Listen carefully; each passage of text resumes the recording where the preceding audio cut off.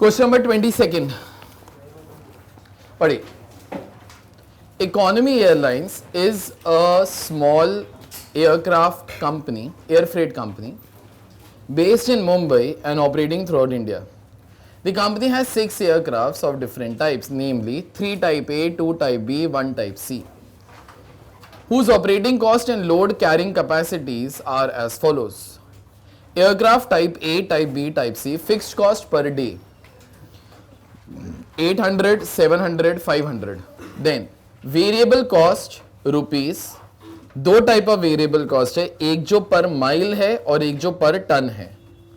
Capacities important है question के अंदर. 10 है एयरक्राफ्ट ए का, बी है एयरक्राफ्ट बी का, सॉरी 8 है एयरक्राफ्ट बी का और 4 है एयरक्राफ्ट सी का. For any journey variable cost are assign on the basis of both distance flown and load being carried. मेरे ख्याल से वो ऊपर भी दिखाई देता है. All the fixed and variable cost components are then added to obtain relevant total cost. चलिए ठीक है. On a particular day, there are 5 loads to be delivered to various destinations. The size of the load and the distance being load 1, 2, 3, 4, 5. Size 10 tons, 2 tons, 8 tons, 5 tons, 3 tons. Distance वहाँ पे है. The distance given above is directly from company's base in Mumbai to the locations involved, and in each case there is no return load, so therefore aircraft will fly back empty. All the 5 return journeys can be completed within 1 day, and each aircraft can only fly 1 load in any 1 day. This line only tells you sum is on assignment. Okay, assignment only works whenever you have to do the allocation on 1-to-1 basis. ठीक है, तो in any particular case यहाँ पे एक aircraft एक ही load carry कर सकता है. You may assume that loads cannot be divided up and delivered in parts. I guess this is also one of the assumptions जिससे हम लोगों ने assignment start किया था कि each guy can only do one work and one work cannot be shared between different people. आगे required A. For each of the 5 loads, determine the cost of the delivery using each of the feasible aircraft types. ठीक है, feasible word क्यों आया तुमको थोड़ी देर में समझ में आ जाएगा. Set up the cost matrix for assigning each load to each particular aircraft. Using an appropriate procedure, decide which aircraft should be used for delivering each load so that total cost is minimized. What is the total cost of all the 5 deliveries? चलो ठीक है, start कर लेते हैं. पहले मेरे को जरा बोलो यहाँ पर कितना टोटल एयरक्राफ्ट है गिनती के अंदर. गिनती के अंदर कितना एयरक्राफ्ट है? 6 ना. 3 of type A, 2 of type B, 1 of type C. लेकिन कितना लोड्स डिलीवर वो करने का है?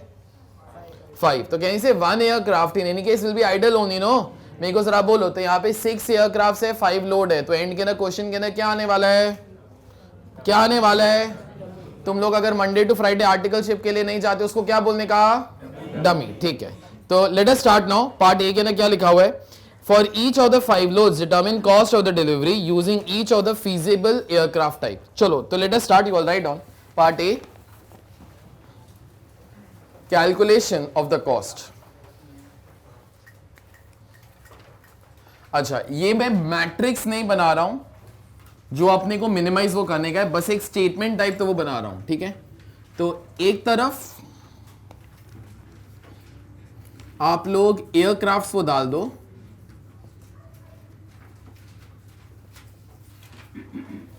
और एक तरफ आप लोग लोड्स डाल दो.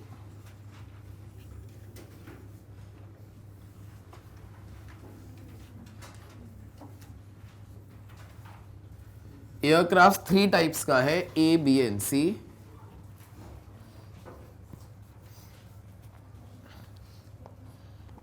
मैं ना हर एयरक्राफ्ट का जो डिटेल्स है ना वहां पर वो लिख रहा हूं. Basically 3 details. एयरक्राफ्ट ए से अगर फ्लाई करेंगे तो एक तो फिक्स्ड कॉस्ट 800 का लग जाता है ताकि बार बार अपने को बुक देखने की जरूरत ना पड़े. पर माइल कॉस्ट तेरा 0.6 है. पर टन कॉस्ट आपका 30 है. बी के अंदर 700, उसके बाद 0.4 और उसके बाद 35.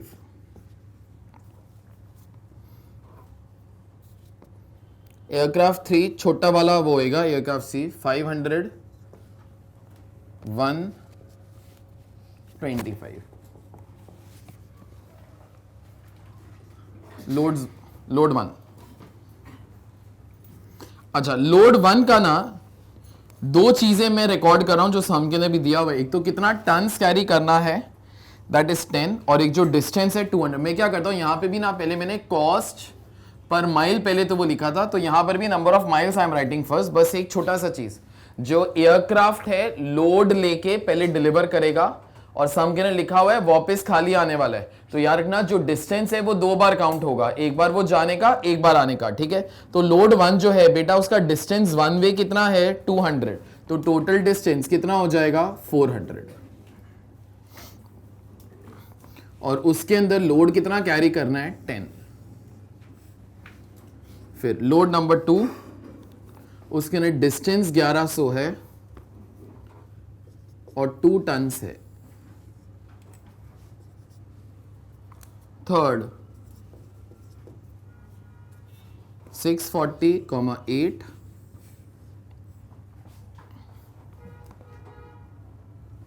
560, एक मिनट, 4 560, 5 टन्स,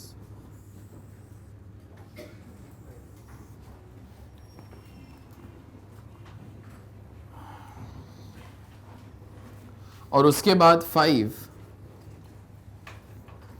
ये जो है हो जाएगा 450 इंटू 2 कितना हो जाता है 900, साइज कितना हो जाता है 3 टन। अच्छा एक मिनट, तुमको बस क्या करने का यार, तुम लोग जब भी मैट्रिक्स निकालते हो, कोई भी आज तक सम किया, you have to assign aircraft to the loads, no, बस ये देख लो अगर एयरक्राफ्ट ए ने लोड 1 कैरी किया, कॉस्ट कितना होगा। एक बार बस मेरे को अपने पर्सनल मुंह से वो बोलो, यहां पर जो कॉस्ट है कैसे कंप्यूट होगा, मेरे को ऐसे बोलना, this plus this into this plus this into this. अब बोलो मेरे को, अगर एयरक्राफ्ट ए ने लोड 1 कैरी किया, मेरे को बोलो कॉस्ट कैसे निकालोगे, 800 प्लस 0.6 इंटू 400 प्लस 30 इंटू 10, ठीक है। तुम लोग ये सब कुछ वो करते रहना, वो तुम लोगों से वो हो जाएगा। बस बीच में एक जगह पे गलती कर सकते हो, ध्यान से देखो जरा। मेरे को बोलो एयरक्राफ्ट ए का कैपेसिटी कितने टन्स का है 10, तो याद रखना वो सारे के सारे लोड्स कैरी कर सकता है, क्योंकि इन एनी पर्टिकुलर केस उसके पास उतना कैपेसिटी है। लेकिन एयरक्राफ्ट बी जरा देखो, एयरक्राफ्ट बी जरा देखो, उसका कैपेसिटी कितना है 8, तो वो एक लोड कैरी नहीं कर सकता। मेरे को बोलो कौन सा वाला, तो you can not allot aircraft B load number 1, समझ में आता है। If you can not allot तो क्या करता है, if you can not allot तो क्या करने का, एम डालो इधर। एयरक्राफ्ट बी लोड नंबर 1 नहीं कैरी कर सकता।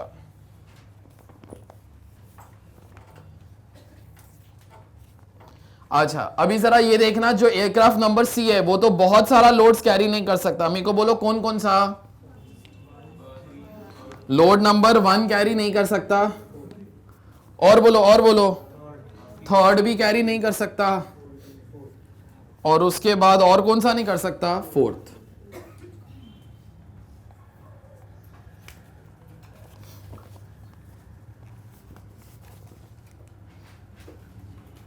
चलो अभी बाकी कैलकुलेशन करना स्टार्ट करो, 1-2 के लिए कैलकुलेशन लिख दो, बाकी सब कुछ कैलसी के ऊपर ही कर लेना।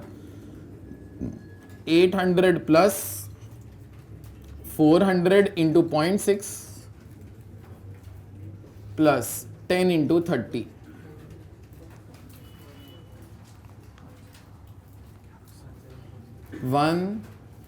1340।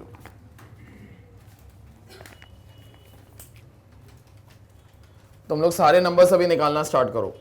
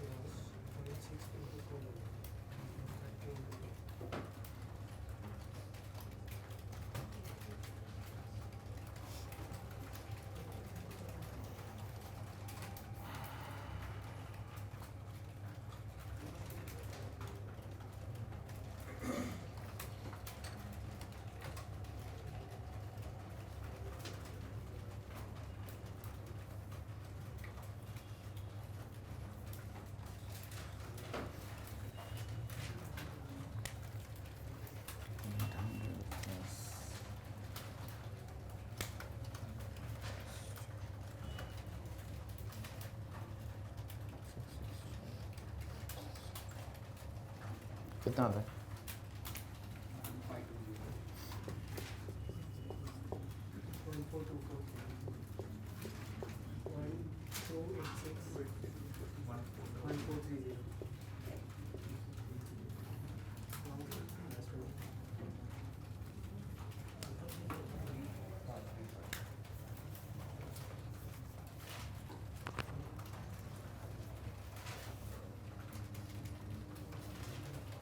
$800 plus $540.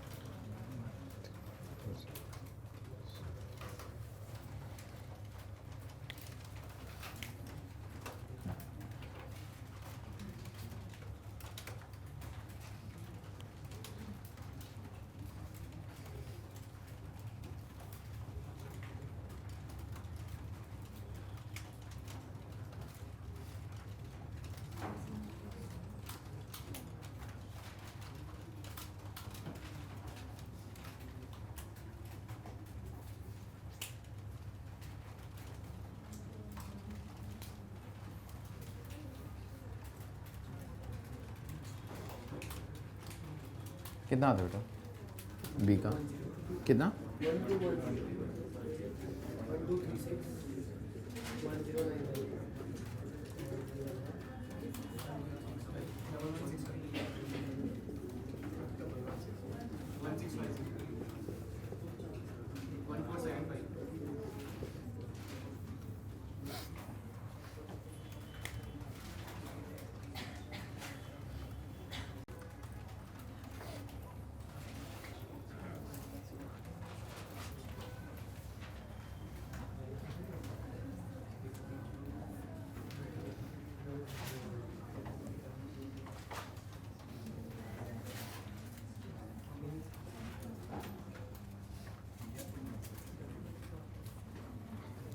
'नेक्स्ट लाइन पे लिखिए. चलिए आपका ये वाला जो मैट्रिक्स है ये बन चुका है, लेकिन याद रखना इसके साथ नहीं प्ले करने का है, क्योंकि अपने पास ओवरऑल टाइप ए वाला कितना एयरक्राफ्ट है? 3, टाइप बी वाला 2 और टाइप सी वाला 1.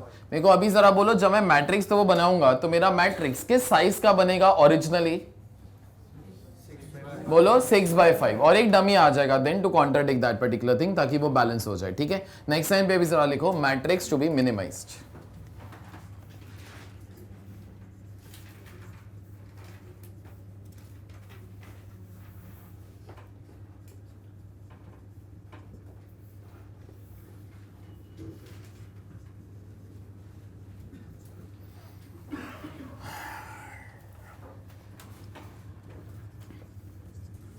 वन 340 1520 1424 1286. डमी का कोई वैल्यूज नहीं लिखेगा. 1430. मेरे को बोलो ये ए के अंदर वैल्यूज कौन सा आएगा? सेम ही आएगा ना यार, वो सेम ही है ना यार वो एयरक्राफ्ट.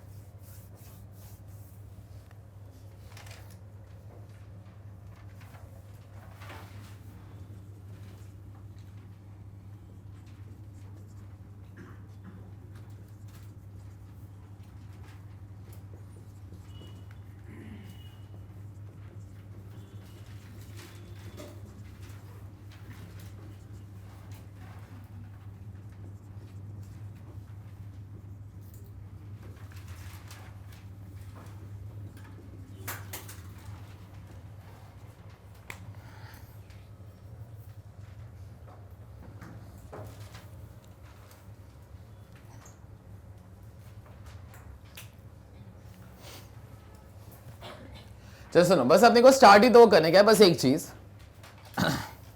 ये क्वेश्चन जो है मेरे एग्जाम के अंदर वो आया था. मैंने एक चीज किया था जो एक्चुअली कोई और बंदे ने वो नहीं किया. थोड़ा सा सोचोगे तुम लोग को स्ट्राइक हो जाएगा शायद. एक्चुअली अभी एक डमी डालने का है, बिकम 6/6. ठीक है, तो ऐसा कॉमन सेंस यूज करो, समझ में आएगा। एक्चुअली 6x6 करने की जरूरत भी नहीं है, 5x5 भी करोगे तो भी वो चल जाएगा, क्योंकि कॉमन सेंस चीज है। Load 1 has to be assign to aircraft A only, क्योंकि बी और सी को तो वो मिल नहीं सकता ना। तो अगर तुम लोग चाहो, एक असाइनमेंट तुम्हारा ऑलरेडी कंपलसरी है, तुमको समझ में आता है, 5 लोड देयर आर 6 एयरक्राफ्ट ना यार, तो in any particular case her load के लिए एक एयरक्राफ्ट तो आएगा। तो अगर तुम लोग चाहो क्या कर सकते हो, लोड 1 असाइनमेंट के अंदर से निकाल ही दो और एक एयरक्राफ्ट कौन सा टाइप का, ए, वो निकाल दो। तो तुम लोग जब भी सॉल्व करो थोड़ा सा काम वगैरह कम हो जाए। नहीं क्या है, अभी वो बताने के लिए मेरे को एक दो पैराग्राफ वगैरह तो वो डिक्टेट वो करना पड़ेगा, वो जाने दो, डायरेक्टली सॉल्व करते हैं, ठीक है। एक और चीज सुनो, अभी ना तुम लोग मेरे को जरा बोलो कॉमन सेंस। मैंने एक तो जिंदगी में कभी ऐसा नहीं बोला dummy will always have zero values, मेरे मुंह से कभी वो वर्ड्स वो नहीं निकले। तुम्हारे हिसाब से आई एम आस्किंग यू, मेरे को बोलो यहां पर डमी का कितना वैल्यू लिखूं, सोचो जरा। ऐसा कोई रूल नहीं है डमी शुड हैव वो जीरो वैल्यूज। एक मिनट, चलो मैं तुमको एक नॉर्मल चीजों पूछता, मेरे को बोलो अगर एयरक्राफ्ट बी को डमी असाइन हुआ एंड के अंदर, उसका मतलब क्या होएगा, पहले मेरे को जरा वो बोलो। मतलब aircraft B will be idle, no, correct. जो इधर नंबर आता है कैन से वो भी कॉस्ट ही है ना, ये सारे कॉस्ट हैं, तो भाई ये भी कॉस्ट ही है। एक minute, all these are cost और नॉट, ठीक है। तो अभी सपोज अगर मैं बोलता हूं कि aircraft B will be assign to dummy, तो उसका मतलब क्या है कि एयरक्राफ्ट बी, आगे बोलो, कोई लोड को असाइन नहीं हो रहा, मतलब वो आइडल रहने वाला है। अगर आइडल रहेगा तो मेरे को इधर क्या चाहिए कि भाई कॉस्ट कितना होएगा, आई वांट कॉस्ट, नो। कोई ऐसा बोल सकता है सर कॉस्ट के अंदर फ्लाई करे या ना करे, आगे कोई कुछ बोलेगा, फिक्स कॉस्ट वन। अभी वो अजम्पशन है तुम्हारा, I don't know fixed cost is incurred irrespective of whether plane will fly और नॉट, ओके। अगर आपको ऐसा लगता है that fixed cost will get incurred irrespective of whether plane will fly और not, so dummy will have cost equal to fixed cost. अरे तुमको समझ में आता है। तो अगर suppose aircraft A suppose idle भी रहा, ओके, अगर आइडल भी रहा तो भी भाई उसका फिक्स कॉस्ट तो आता है ना यार। तो फिर यहां पे आ जाता 800, बोलते रहो 800, 800, 800, 700, 700, 500। अगर तुम लोग ऐसा बोलते हैं सर फिक्स कॉस्ट तभी लगेगा जब ही प्लेन उड़ेगा sir, then in that particular case answer will be zero. समझ में आता है, क्योंकि जो प्लेन आइडल रहेगा मतलब in that case fix cost will also not gate incurred. समझ में आता है। आईसी ये सब कुछ कभी डिस्कस नहीं करता, in all their answer dummy is directly recorded as zero only, but that depends upon that what is the situation of fix cost. समझ में आता है तुम लोग को। तो in this case I am still going for IC का answer, but then I will give you that assumption also. यहां पे लिख के रखो 0 0 0 0 0, put an asterisk and write down.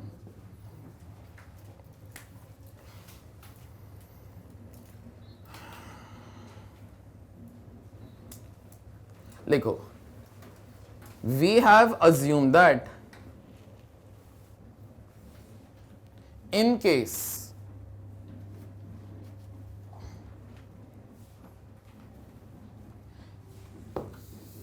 plane is idle,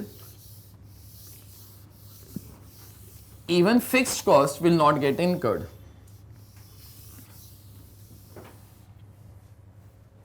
Full stop. That is why dummy is having zero values.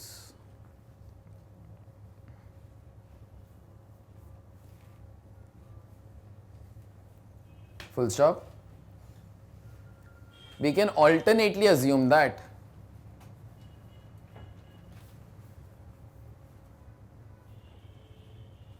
even if aircraft is idle,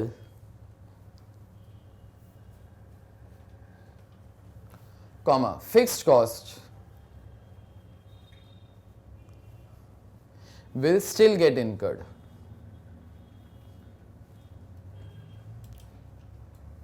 Full stop. In that case dummy will have values. In that case dummy will have cost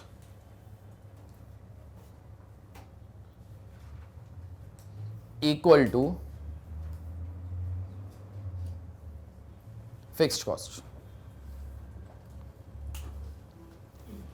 Next time we will go step 1 balance problem.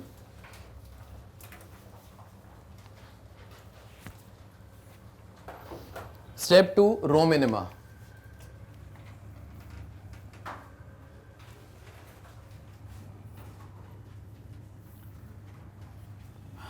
चलो, now you all have become champion in this. You all can start now.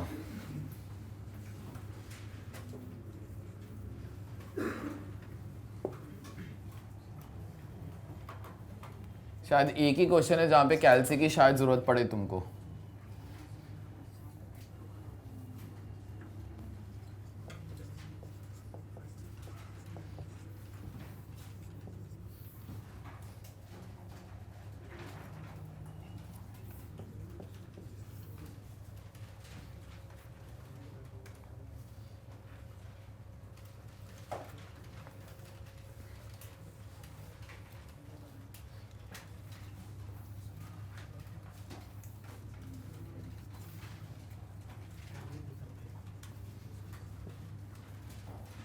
मेरे को number बोलो इधर third row में.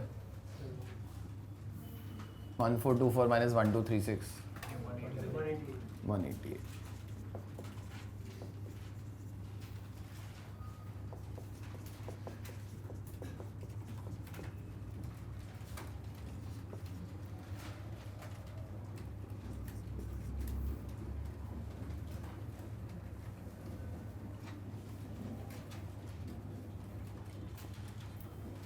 To 265 आता है.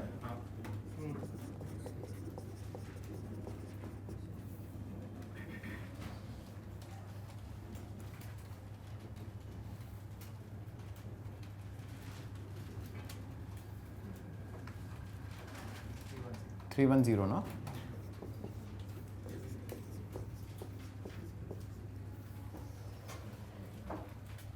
ये करो, रुक जाओ एक बार.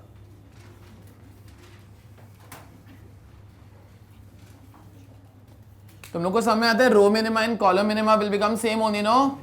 तो जहां पे रो मिनिमा वो दिया था उसी के आगे वो लिख देना स्लैश कॉलम मिनिमा. हर कॉलम के अंदर एक जीरो तो है ही है.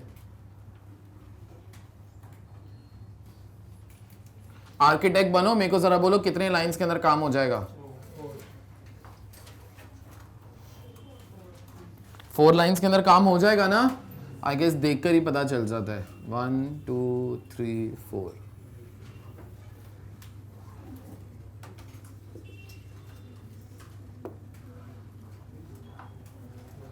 कौन सा नंबर एडजस्ट करता है भाई? कौन सा नंबर एडजस्ट करोगे? 187. Least uncut number no 187. तो 0 0 0 m m. एक मिनट, m plus 187 is m only no. m दुनिया का सबसे बड़ा नंबर है, उसको जो मर्जी ऐड करो वो m ही रहेगा.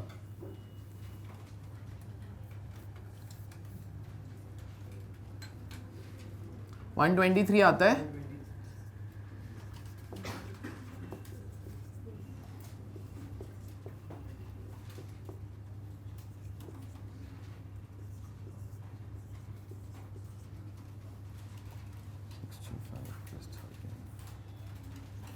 ये 78 आता है.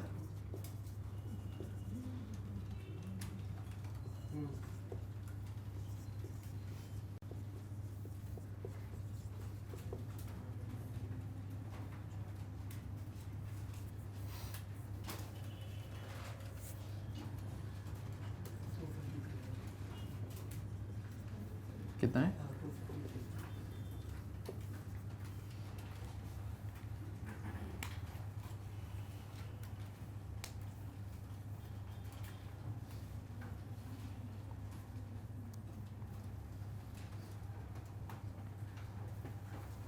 जीरोस की बाढ़ आ गई. मेरे को बोल देना कितने लाइंस के ने तुम्हारा काम चल जाएगा.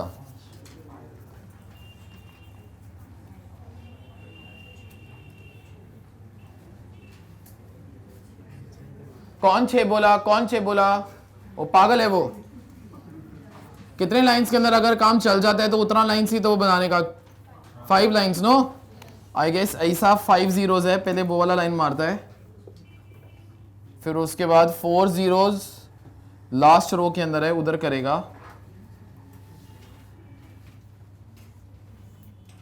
फिर उसके बाद 3 जीरोस ऐसा है, ऐसे भी है, ऐसे भी है.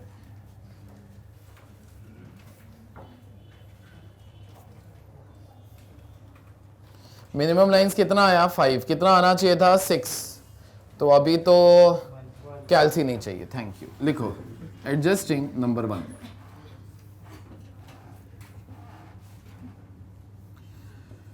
0 0 0 M 122 0 0 252 0 0 0 0 0 M 0 0 0 1 1 M 77 77 77 0 0 122 0 0 0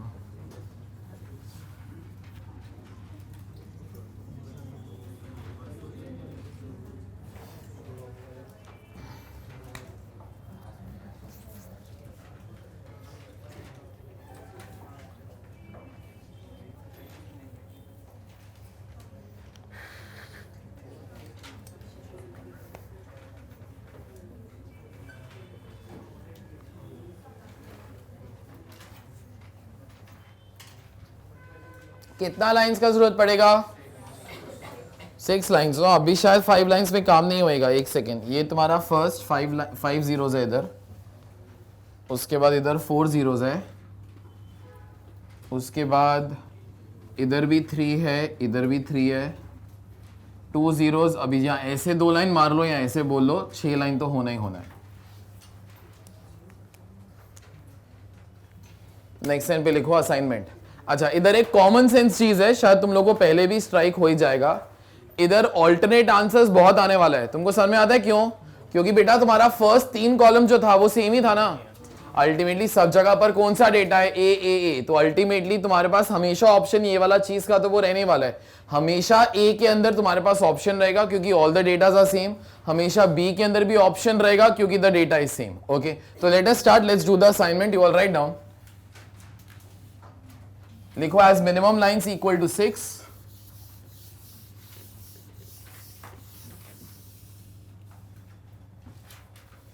comma optimality has reached.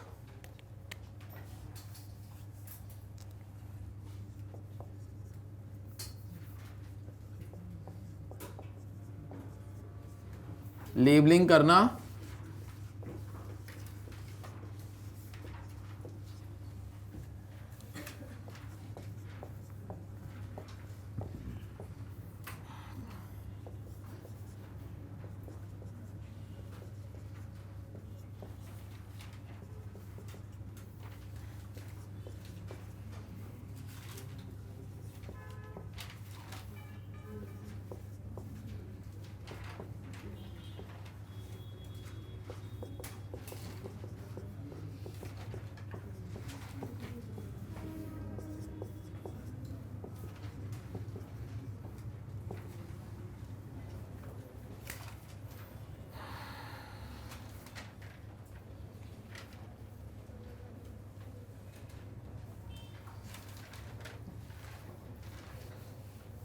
तुम लोग असाइनमेंट करो, डब्बा मारो.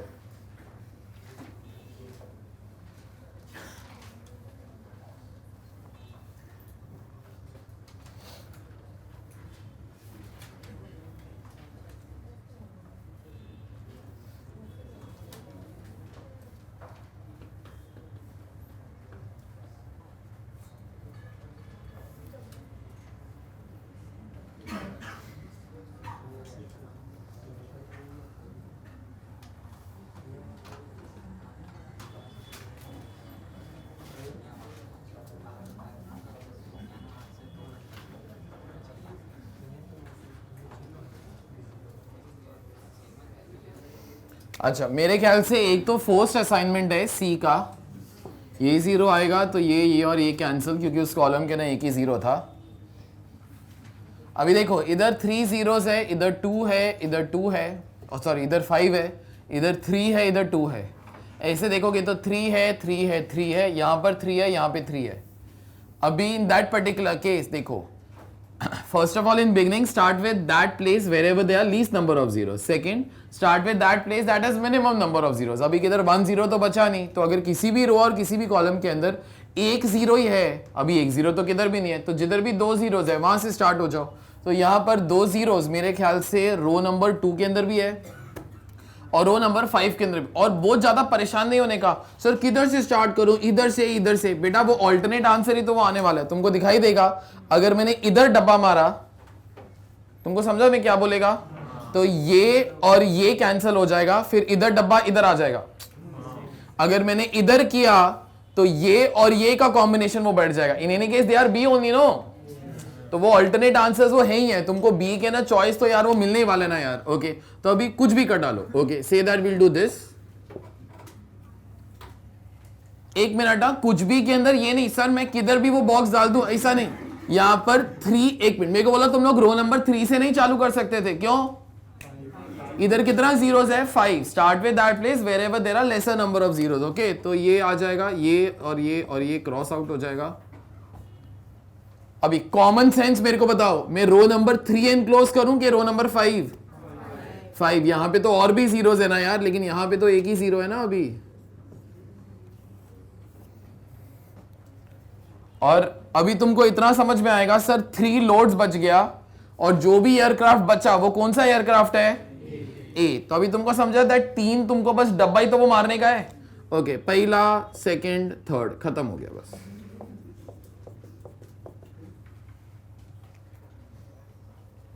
वो ऑल्टरनेट ऑप्शन से वो दिखना ही था ना वो वैसे भी उधर। लिखो please, therefore our assignment is loads aircraft cost 1 2 3 4 5 A B A B।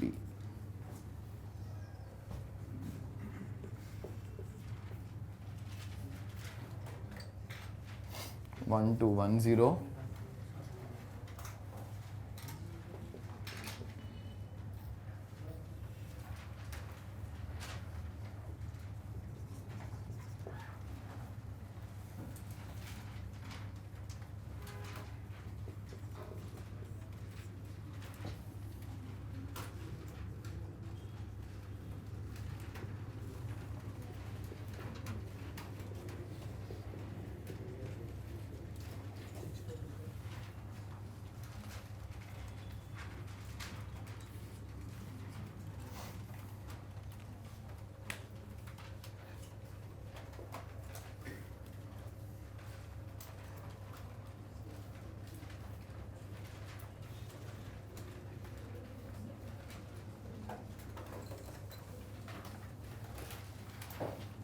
So which aircraft will not fly today?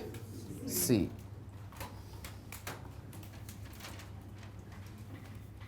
कितना आता है? 6 rupees 6425।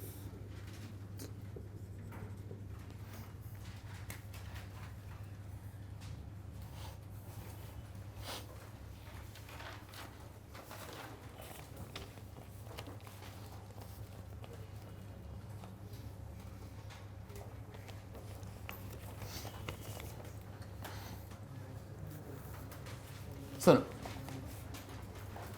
Last question of class work, question number 23 पे आइए। क्वेश्चन नंबर 23 स्टार्ट करते हैं।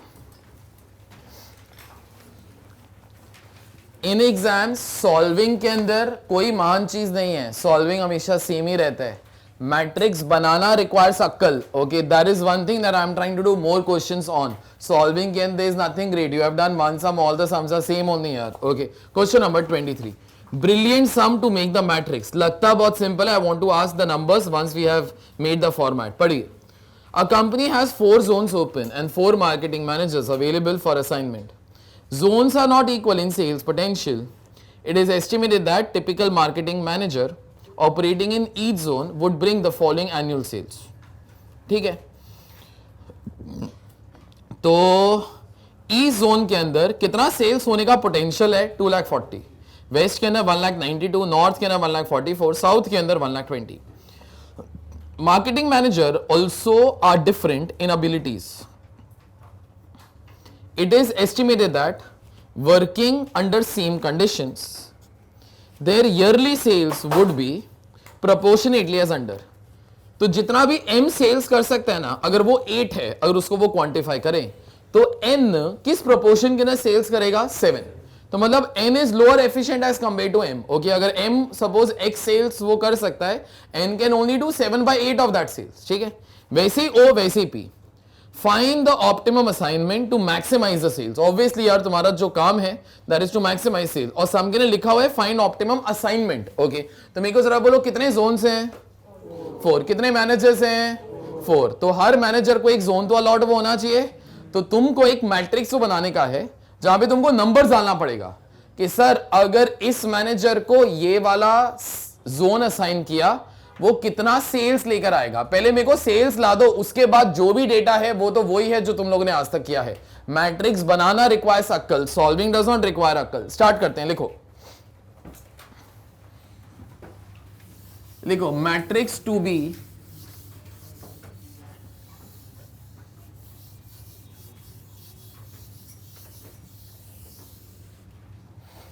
मैक्सिमाइज्ड.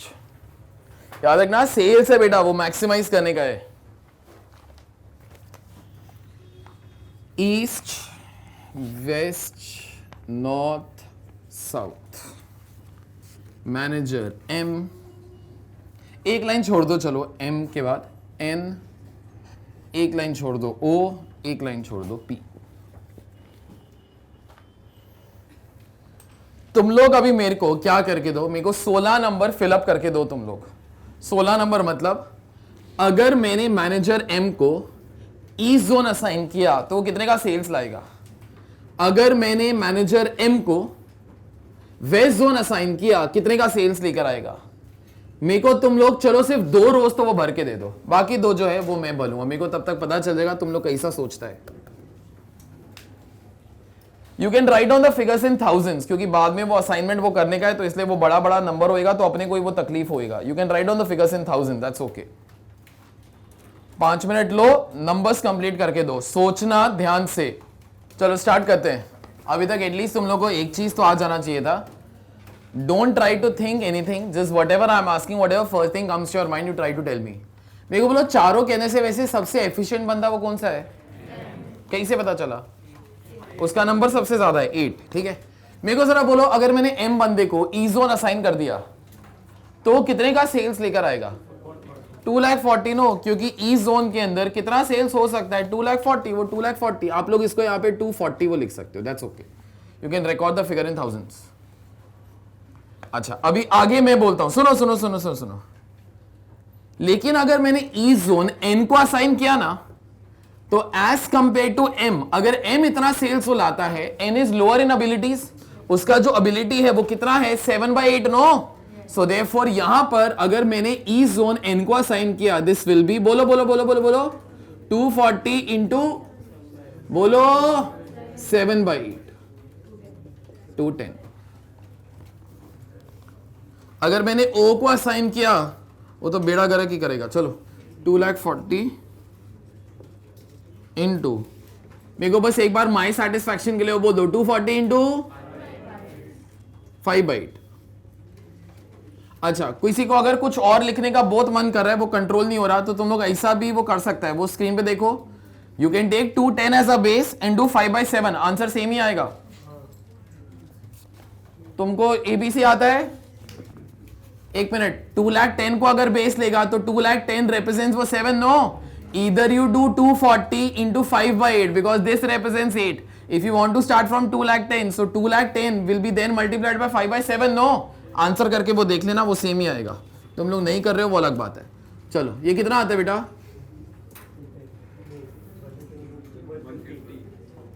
150, 120.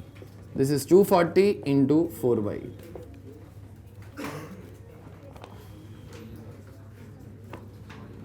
192, 144, 120.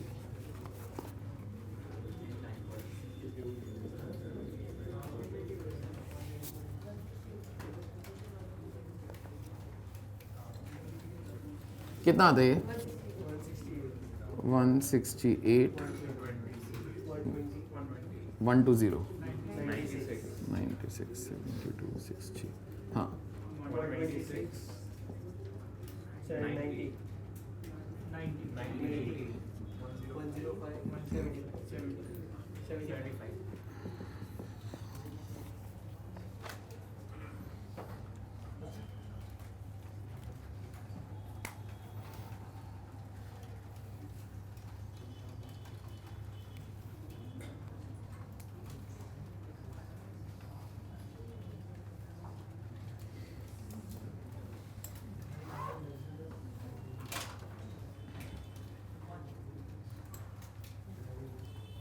एक minute, इसी को directly row minima column minima नहीं करेगा. This is matrix to be maximize. Next line पे हेडिंग दो, matrix to be minimised.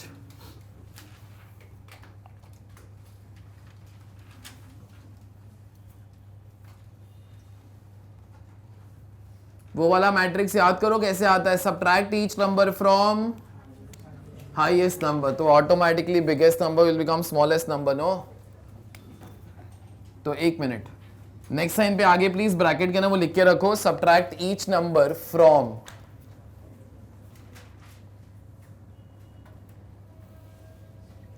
Subtract each number from. बेटा हाईएस्ट नंबर कौन सा है? 240.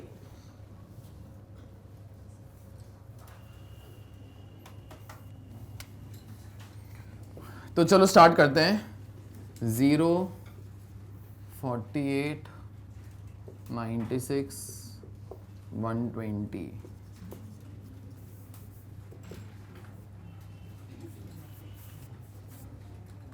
30 90 120 40 plus 32 72 no 64 74 114 135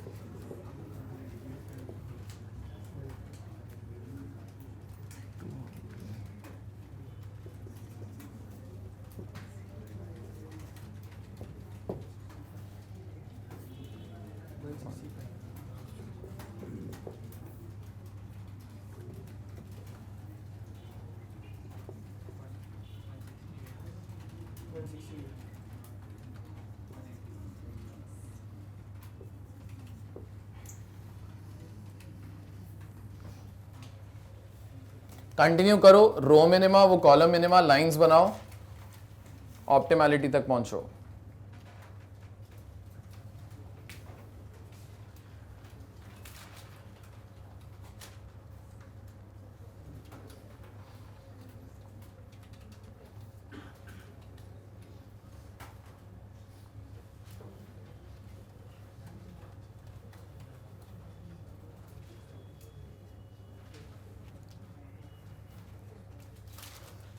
पहला वाला रो तो सेम ही रहेगा, 0 है उधर.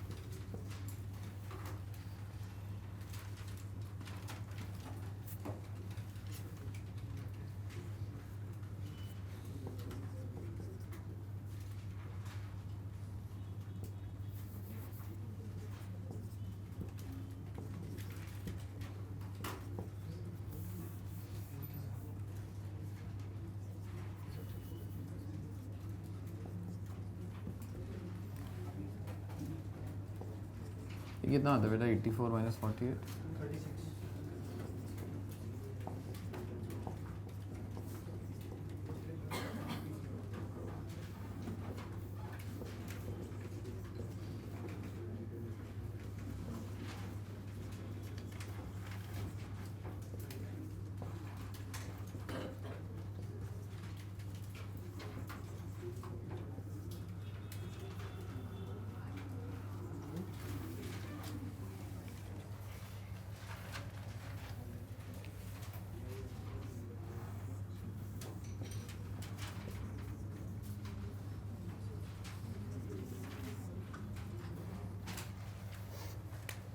कंटिन्यू करो तुम लोग सब कुछ.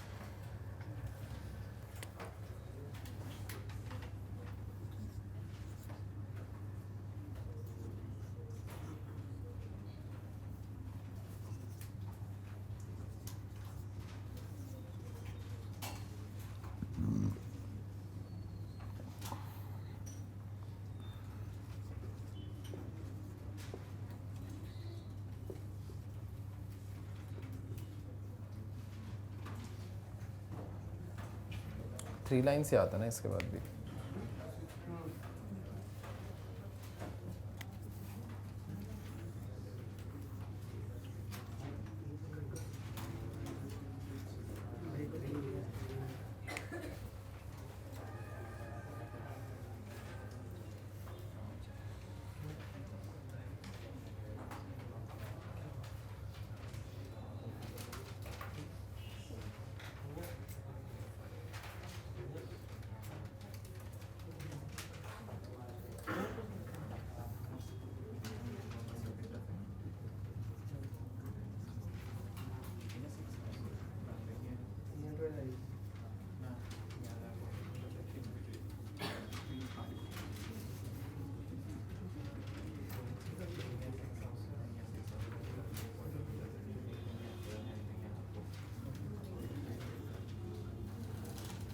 फोर हो जाएंगे.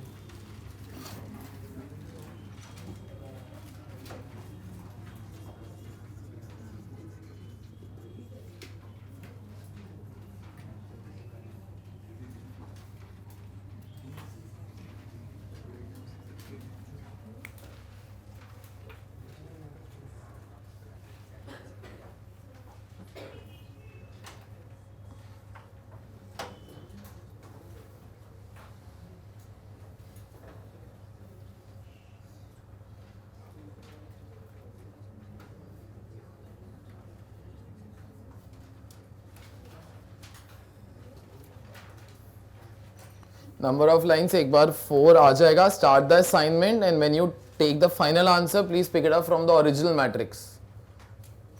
और एंड के ना जो फाइनल आंसर आएगा बस वहां पे लिख देना इन थाउजेंड्स.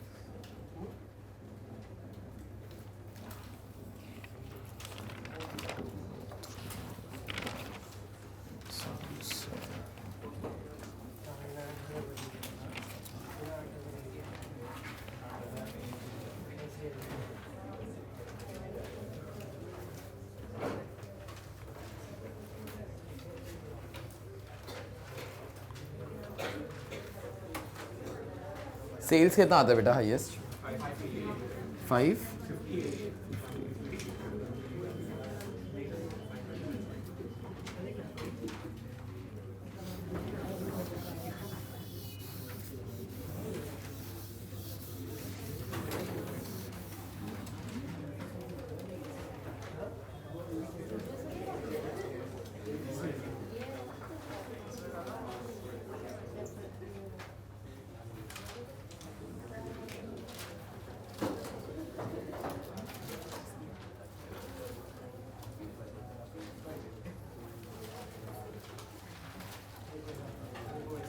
चलो this chapter is all done. अगर होमवर्क सेक्शन करते हो तो 16 साइड छोड़ सकते हो for the remaining 8 questions solve करना। अगर नहीं करते हो तो in any case let us proceed. तो this chapter is all over.